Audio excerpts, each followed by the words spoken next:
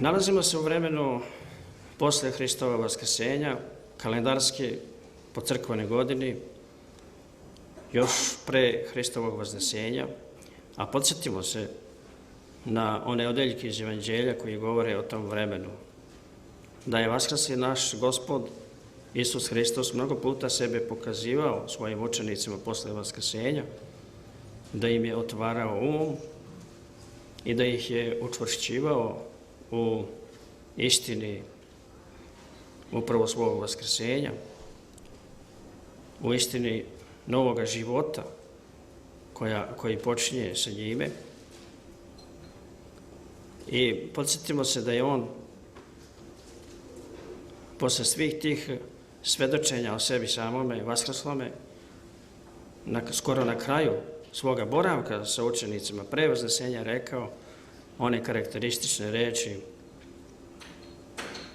trebalo je da se ovo sve zbude sa mnom, i krst i vaskrsenje, i da se u moje ime propoveda oproštaj grehova i život, a vi ste svedoci ovome. A vi ste svedoci ovome. I mi smo svedoci tome. Svedoci Hristovog vaskrsenja, Hristove pobjede nad svakom ljudskom slabošću, uključujući tu i samu smrt. Nema nikoga drugoga ko može toliko da ponudi ovom svetu koliko može ponuditi jedan učenik Hristov.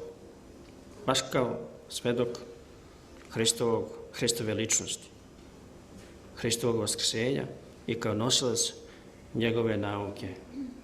Zato veroučitelji mogu bez ikakvih kompleksa i opterećenja, sa srcem punim radosti, optimizma, da se pojave u svakoj školi, svuda, i da govore o Gospodu Isusu Hristu, davaocu i podržavaocu života.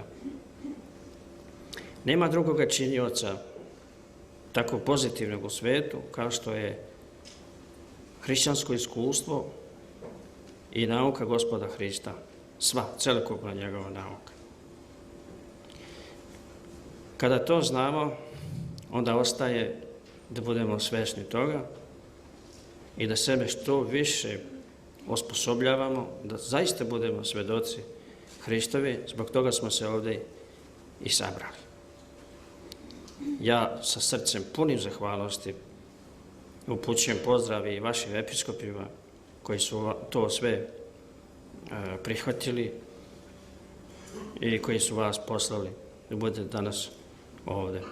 A također i predstavnicima Ministarstva prosvete i nastavnicima drugih obrazovnih predmeta u osnovnim i srednjim školama.